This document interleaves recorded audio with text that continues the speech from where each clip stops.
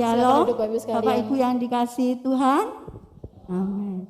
Supaya saya nanti tidak usrek, saya langsung duduk aja. Jadi, supaya nanti bisa nyaman gitu ya. Ya, puji Tuhan, saya mengucapkan selamat pagi kepada Bapak Ibu yang saat ini beribadah, baik yang onsite maupun yang online. Puji Tuhan, kita diberi kesempatan untuk bersama-sama beribadah. Tapi sebelumnya, karena kita masih ini waktunya momen merayakan hari kebangkitan Tuhan Yesus, karena kita masih diberi kesempatan 40 hari, karena nanti baru tanggal 26 kita memperingati kenaikan Tuhan Yesus, maka saya mengajak Bapak Ibu sekalian yang ada di sini ya, yang ada di rumah boleh nanti menirukan mengucapkan salam Paskah. Salam Paskah ini biasanya saya ajarkan ke anak-anak waktu memang momen Paskah. Ya, jadi kalau mereka jadi murid saya, pernah jadi murid saya pasti tahu apa salam Paskah. Salam Paskahnya itu seperti ini. Nanti saya akan berkata kepada Bapak Ibu sekalian, Yesus bangkit. Terus Bapak Ibu sekalian menjawab, ya benar, Yesus sudah bangkit. Saya ulangi lagi ya, jawabannya ya benar, Yesus sudah bangkit. Coba, sekarang saya ingin Bapak Ibu mengulangi jawabannya tadi. Ya, 1, 2, 3. Ya benar, Yesus. Amin. Ya, akan mengucapkan salamnya ya. Yesus sudah bangkit. Amin ya. Karena memang ucapan ini seringkali diucapkan oleh saudara-saudara kita pada saat gereja mula-mula. Karena mereka memberitakan tentang kebangkitan Tuhan Yesus. Dan saat ini pun tema dari firman Tuhan hari ini juga tentang kebangkitan Kristus. Ya, sebelumnya saya akan menceritakan tentang kesedihan saya. Sewaktu saya melihat kalender. Kenapa saya melihat kalender? Karena saya ingin tahu kapan sih memperingati Jumat Agung. Tepatnya tanggal berapa? Karena saya berhubungan dengan anak-anak yang saya ingin walaupun pandemi tetap merayakan Paskah. Jadi saya pengen tahu kapan Paskahnya itu, kapan Jumat Agungnya. Dan saya begitu sedih, kenapa? Karena ketika saya melihat catatan kaki, saya itu melihat tanggal merah itu cuma 1. Jadi sedih saya itu bukan karena merahnya 1. Memang kalau merahnya banyak senang ya saudara. Gajinya tetap, merahnya banyak, senang ya. Tapi bukan itu yang membuat saya sedih. Yang membuat saya sedih, kenapa catatan kaki cuma menulis tanggal 15 April kita memperingati wafatnya Isa Al-Masih. Padahal seharusnya itu ada 2. Yang satunya tanggal 17 April memperingati kebangkitan kalau penanggalan mereka Isa Al-Masih. Saya agak emosi ya. Ini pasti kan perayaan besar. Kenapa enggak ditulis? Saya mencoba apakah mereka memang tidak mengerti karena Paskah selalu dirayakan hari Minggu atau memang sengaja untuk tidak diceritakan. Kenapa saya mengatakan seperti ini? Karena memang berita kebangkitan Tuhan Yesus itu sejak awal sudah berusaha untuk ditutupi. Kalau kita anak-anak Tuhan dari kecil pasti kita tahu, apalagi suka baca Alkitab, pada saat Tuhan Yesus bangkit sudah ada dusta, namanya dusta Mahkamah Agama, yang mengatakan Yesus tidak bangkit. Yesus dicuri oleh murid-muridnya. Itu yang pertama. Bahkan sampai sekarang, kalau kita melihat ada satu penganut ajaran agama yang mengatakan Yesus tidak disalibkan. Yang disalibkan itu orang lain yang menyerupai Tuhan Yesus. Kalau tidak disalibkan berarti kan tidak mati. Kalau tidak mati ya berarti tidak bangkit. Jadi kebangkitan Tuhan Yesus itu seakan-akan ditutup-tutupi. Oleh sebab itu sejak awal Tuhan Yesus ketika dia bangkit, dia merelakan dirinya untuk tetap tinggal di dalam dunia ini 40 hari. Untuk apa?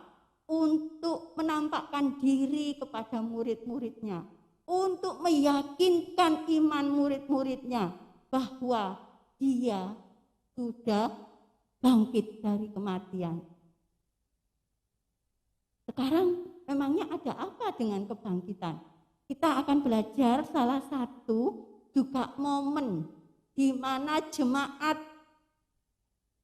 imannya mencoba diragukan oleh orang atau guru juga yang ada di dalam jemaat itu yang berusaha untuk secara mengajarkan bahwa tidak ada kebangkitan orang mati. Di mana tentu saja Bapak Ibu tahu ya, kita akan baca sama-sama di 1 Korintus. Bacaan yang pertama 1 Korintus 15.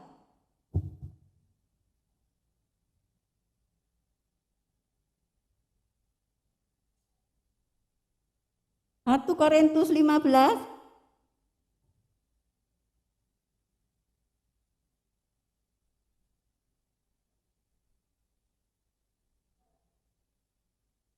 ayat 1 sampai 11. Judulnya Kebangkitan Kristus. Saya akan bacakan.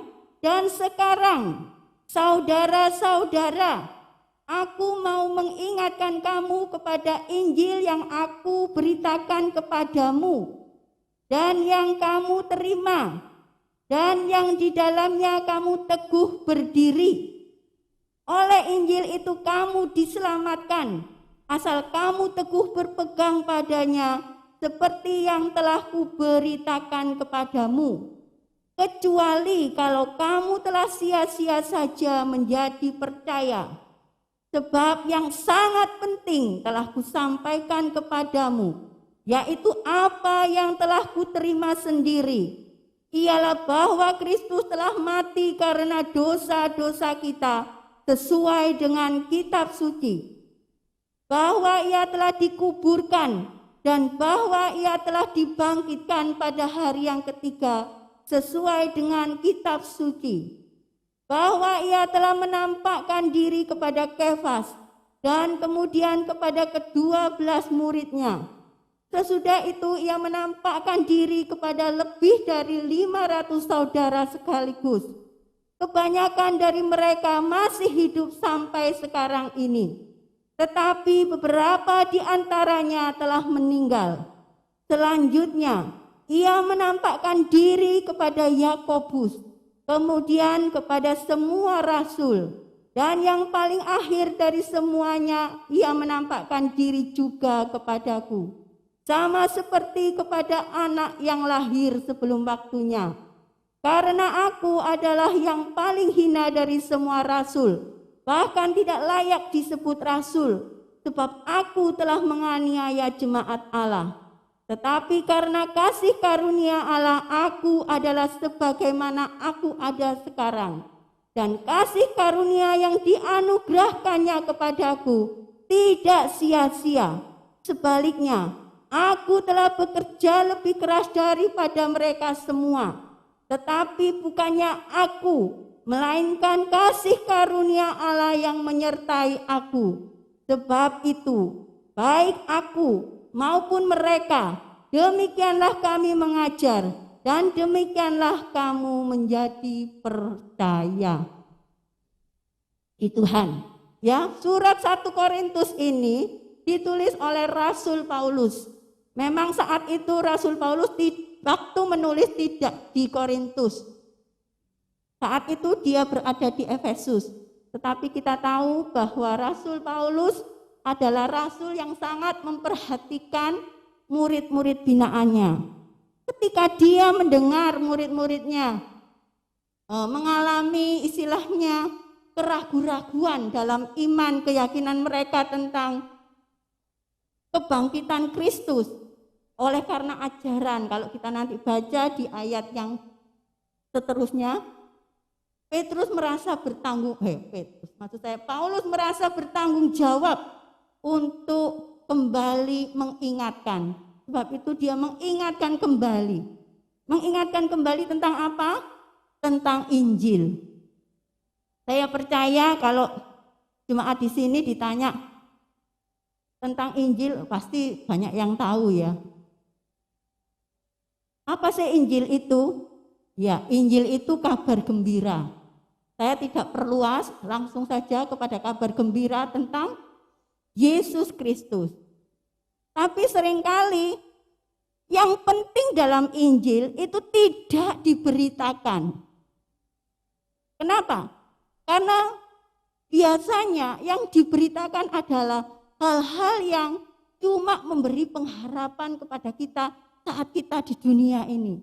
Padahal yang penting adalah pengharapan itu bukan hanya kita miliki saat di dunia ini, tetapi terlebih nanti setelah kita dipanggil Tuhan. Sebab itu Rasul Paulus mengatakan, hal yang penting dari Injil, yang ingin diingatkan kembali kepada jemaat di Korintus.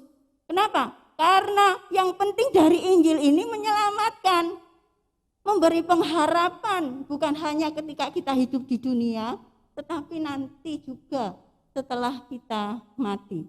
Ya, apa Injil itu? Tadi sudah diberitakan. Kalau saudara perhatikan di ayat 3 dan 4.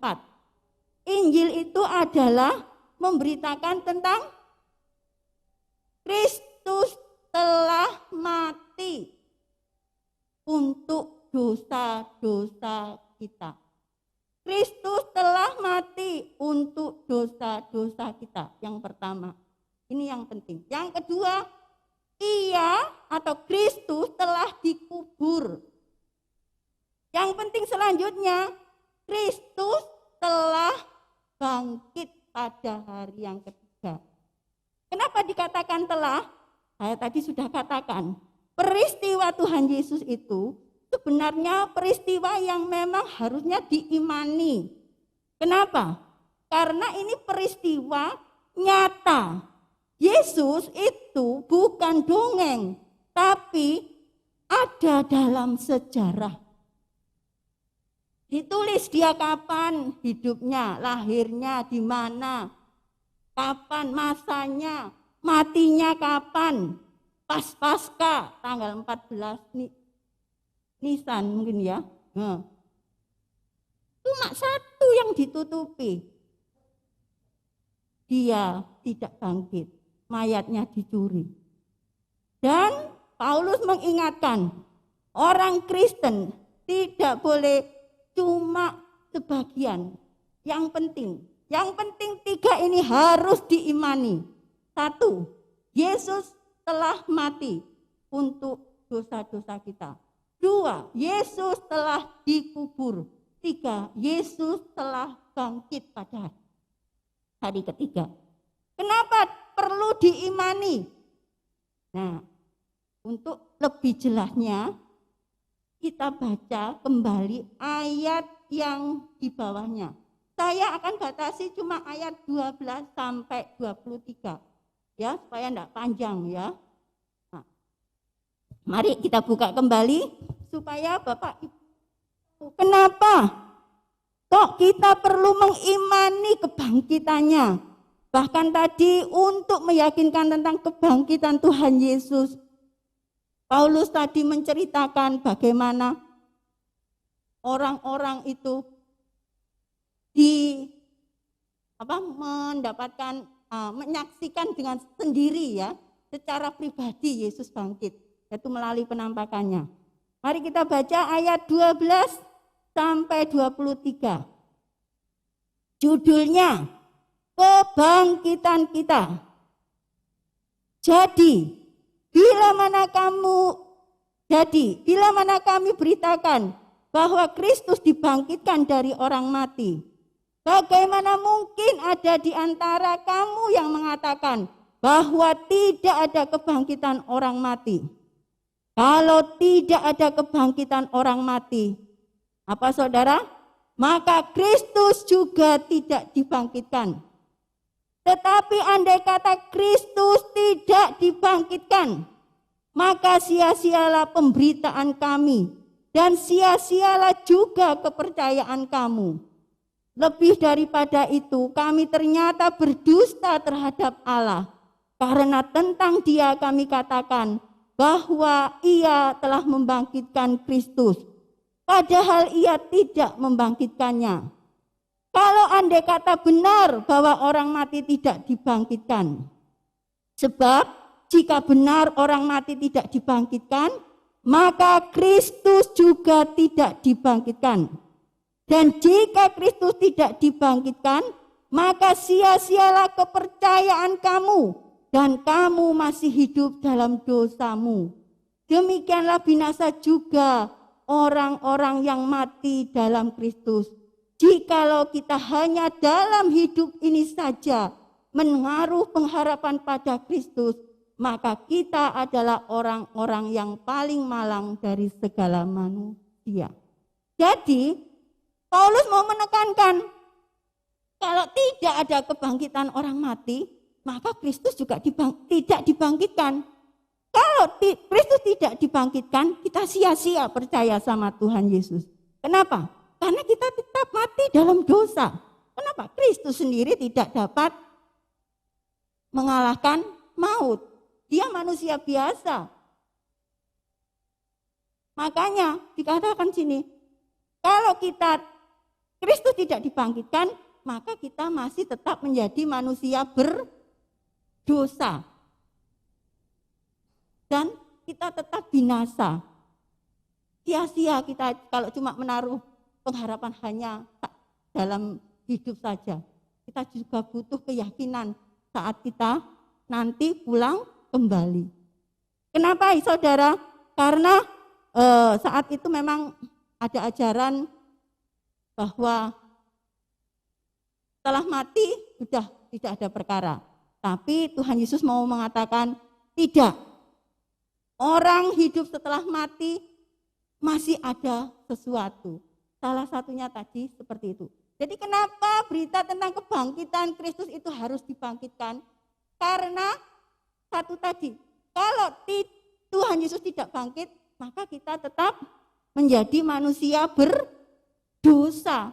Percuma kita percaya sama Tuhan Yesus, pasti kita binasa. Ya, sekarang kita baca selanjutnya. Tetapi yang benar ialah bahwa Kristus telah dibangkitkan dari orang mati sebagai yang sulung dari orang-orang yang telah meninggal. Jadi yang benar itu adalah Kristus dibangkitkan dari antara orang mati sebagai yang sulung, yang pertama. Berarti nanti ada kebangkitan yang lain. Kenapa? Sebab sama seperti maut datang karena satu orang manusia, demikian juga kebangkitan orang mati datang dari satu orang manusia. Jadi kita maut itu datang dari satu orang manusia, yaitu sini dijelaskan lagi, karena sama seperti semua orang mati dalam persekutuan dengan Adam, demikian pula semua orang akan dihidupkan kembali dalam persekutuan dengan Kristus. Jadi kebangkitan Kristus itu ada dampaknya bagi kematian.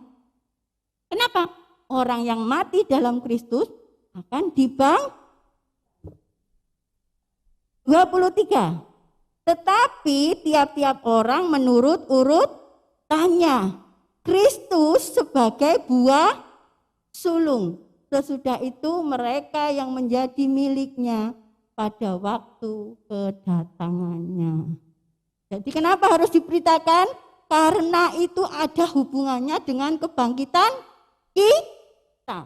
Kalau kita tidak percaya pada kebangkitan Kristus, ya berarti kita tidak dibangkitkan.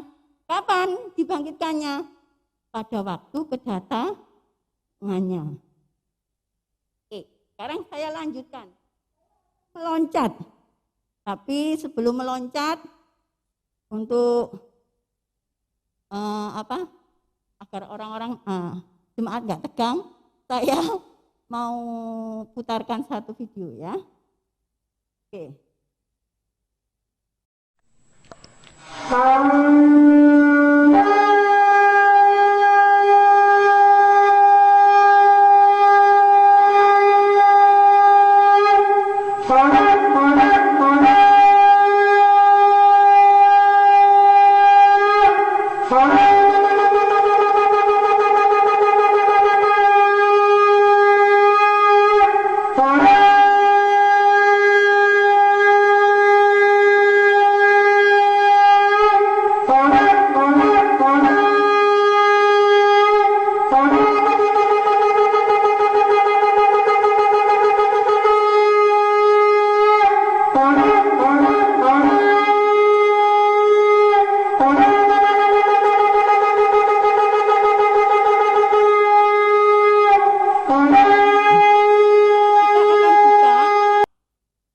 Yang lain untuk memperjelas tentang penjelasan yang dimaksud dibangkitkan pada waktu kedatangannya dan penjelasan dari film ini. Memang semua film itu tidak ada yang sempurna ya, karena saya coba cari yang saya inginkan, saya tidak bisa. Jadi mari sekarang kita buka 1 Tesalonika 4 ayat 13 sampai 18.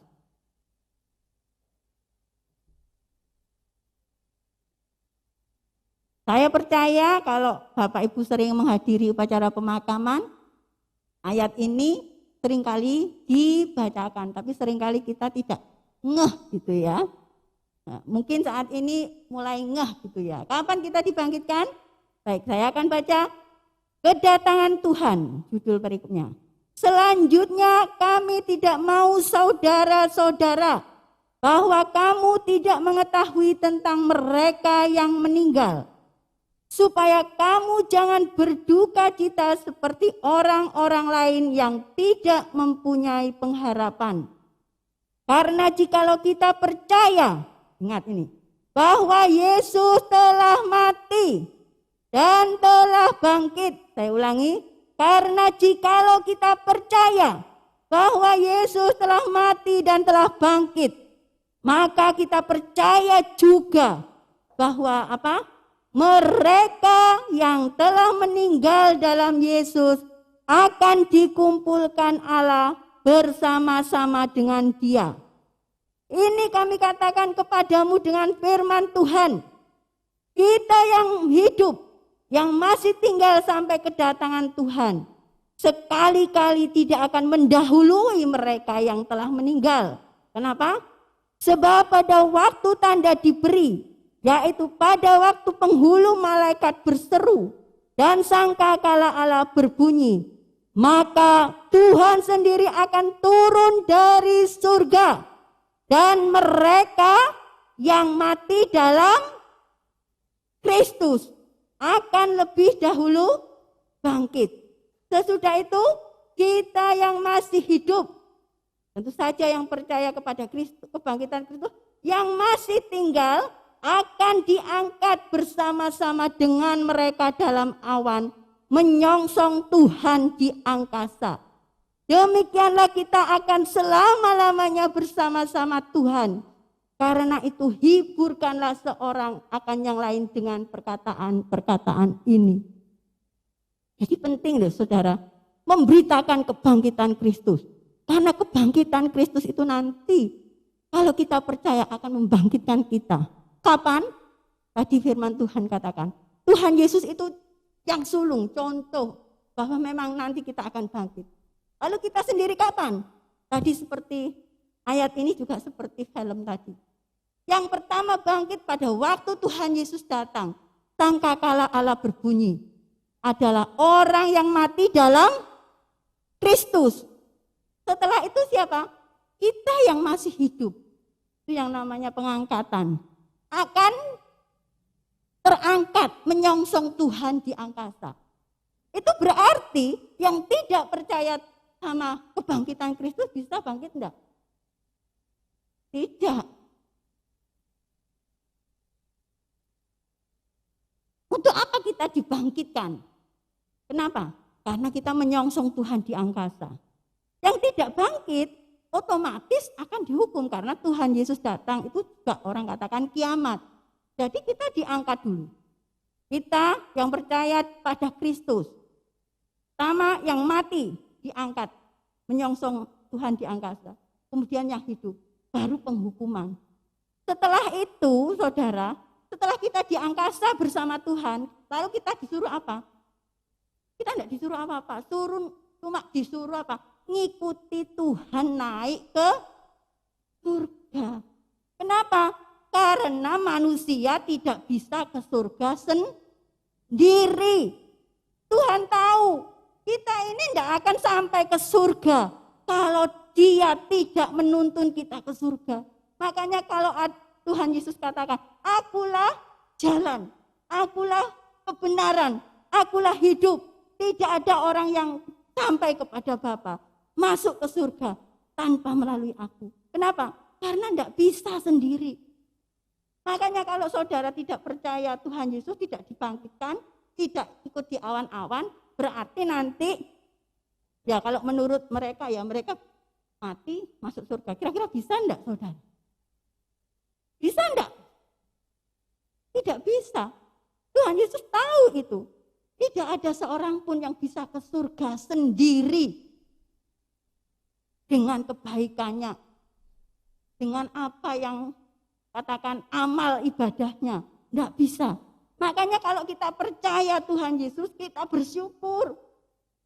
Kita nanti kalau mati dibangkitkan. Dibangkitkan, diantar ke surga sama Tuhan Yesus. Kalau sudah diantar ya pasti sampai. Makanya Tuhan Yesus itu, Tuhan katakan, Dia ke surga menyediakan tempat bagi kita. Datang kembali untuk menjemput kita. Terus kita diantar sama-sama. Jadi kalau ada orang Kristen yang takut, aku ini masuk surga atau tidak ya? Mungkin saat ini adalah momen di mana Tuhan mengingatkan kita. Jangan takut. Kenapa? Pasti masuk surga. Karena Anda itu masuk surga. Bukan sendiri. Cari surga nanti. Habis mati terus masuk ke dunia lain terus Anda cari. Anda tidak bakal ketemu. Tuhan yang antar kita. Nanti saat Dia datang. Yang kedua kali. Itu makanya perlu sekali mengimani. Jadi sekarang saya, ternyata ini toh. Mengapa kebangkitan Kristus itu seakan-akan ditutupi? Kenapa? Karena kebangkitan Kristus berarti juga kebangkitan manusia yang percaya kepadanya. Berarti kebangkitan manusia yang percaya kepadanya berarti juga apa? Masuk surga, keyakinan, kepastian. Anda itu dijamin kalau Anda percaya sama Injil yang diceritakan oleh Rasul Paulus dan murid-muridnya ini. Apa? Percaya Yesus mati telah menebus dosa kita. Percaya Yesus telah dikubur dan bangkit hari ketiga. Nah, sekarang saya akan mengakhiri dengan kesaksian saya.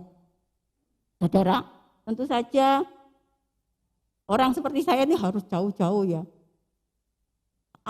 Diberitahu. Waktu saya diberitahu, nanti tanggal ini mau disuruh renungan lagi di GBI Kak Pasari. Saya ini paling bingung saudara, renungan apa Tuhan? Saya lihat tanggalan, renungan kebangkitan. Saya ini mau cerita tentang apa atau membicarakan tentang apa? Membicarakan tentang penampakan Tuhan Yesus? Kok rasanya enggak sih, saya bingung Tuhan yang mana. Terus yang kedua, kebangkitan itu ada hubungan dengan kematian.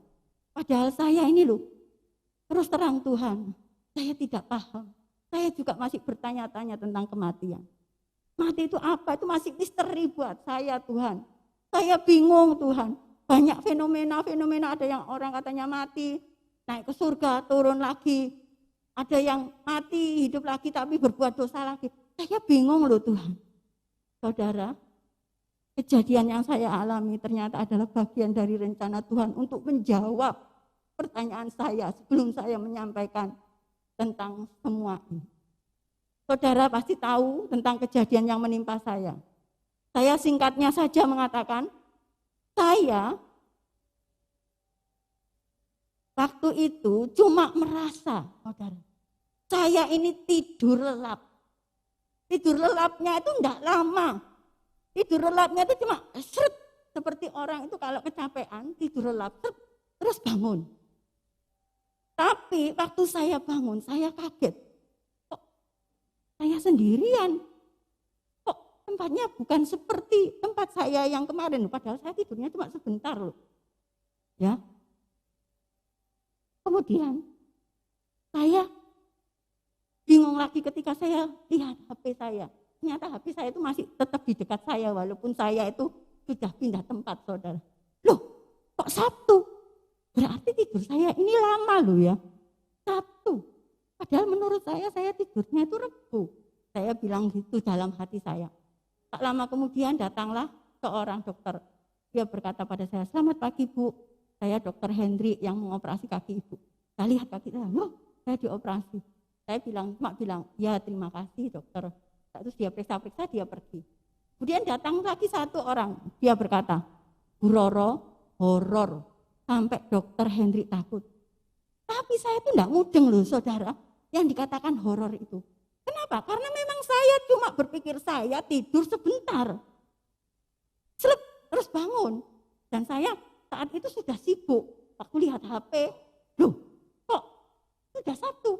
Padahal saya mengira saya operasi selesai pulang, saya masih bisa mempersiapkan. Senin itu ada PTS murid saya. Saya langsung telepon anak saya. Saya sibuk dengan PTS murid saya. Tolong buka laptop saya, tolong ini. Saya sudah tidak mikir yang lain. Sorenya saya pindah di SAL, saya juga tidak kepikiran apa-apa. Saya tidak pikir yang horor-horor itu yang dikatakan oleh dokter, saya tidak paham. Sungguh saya tidak paham. Cuma saya bilang gini, kok saya bisa di sana loh? Katanya Sandra, "Loh Ibu lali tak Bu? Memang tak dulang gitu loh." Saya juga tidak paham. Kok didulang? Perasaan saya ini adalah orang yang mandiri, yang tidak ingin merepotkan orang lain. Perasaan saya di sana itu sendiri. Dan sekarang saya sendiri juga. Saya sudah bisa ngapa-ngapain sendiri juga. Saya tidak paham. Pulang pun tidak paham. Sampai akhirnya ada tamu, baru anak saya bilang, "Ibu saya sempat amnesia." Amnesia? Saya bingung saudara. Di sini pun minggu Bu Gembala datang, itu mungkin dampak dari bius. Saya masih tidak paham. Saya baru paham horor itu saudara. Ketika suami saya itu saksi di Komsel. Suami saya menyaksikan bagaimana dia itu menemani saya, gimana dia itu ketakutan waktu dia di ruang ICU. Saya itu baru mengalami horor yang namanya cerita horor itu saudara. Sampai di rumah saya bilang, Pak, memangnya dokter bilang apa tentang saya? Dia bilang, kalau dia sudah berusaha, tapi hidup mati itu di tangan Tuhan. Intinya seperti itu. Baru saya itu mulai neteskan air mata. Bukan karena sedih saudara. Ya saya bersyukur ya, saya diberi kesempatan hidup. Tapi saya bisa bayangkan, bagaimana pergolakan dari suami dan anak-anak saya saat saya itu di ruang ICU. Itu baru saya sadari. Tapi ketika saya merenungkan, ada apa Tuhan? Kenapa ya Tuhan? Saya kemudian diingatkan oleh Tuhan dalam Wahyu 14 ayat 13. Baca saudara ya.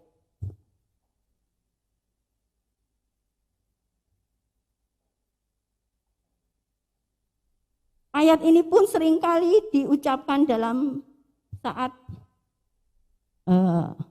buka ya. Wahyu 14:13.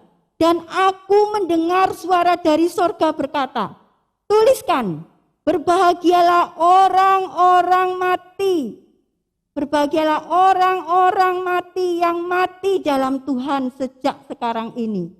Sungguh, kata Roh, supaya mereka boleh beristirahat dari jelih lelah mereka. Karena segala perbuatan mereka menyertai mereka. Saya kaget.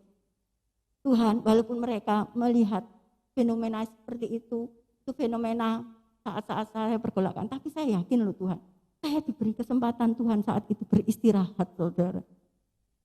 Dan Tuhan mau katakan kepada saya, orang yang percaya sama Tuhan itu sebenarnya enggak perlu takut mati. Kenapa? Karena mati itu istirahat dari jerih lelah. Seperti yang saya rasakan. Kalau saudara disuruh istirahat terus tidur nyenyak, kira-kira protes enggak? Senang ya saudara bisa tidur nyenyak. Jadi sebenarnya kematian itu bukan sesuatu yang menakutkan bagi orang percaya. Kematian itu kata Tuhan, kamu sudah disuruh beristirahat dari jerih lelah. Seperti yang saya rasakan. Enggak menakutkan, karena apa? Tadi maut sudah dikalahkan. Saudara istirahat, tunggu nanti dibangkitkan. Kalau sudah bangkit bersama Tuhan di awan-awan dituntun masuk ke surga. Tapi yang menjadi masalah adalah banyak orang yang tidak menyadari ketika dia belum diberi kesempatan beristirahat. Jadi ini yang saya ingin ingatkan.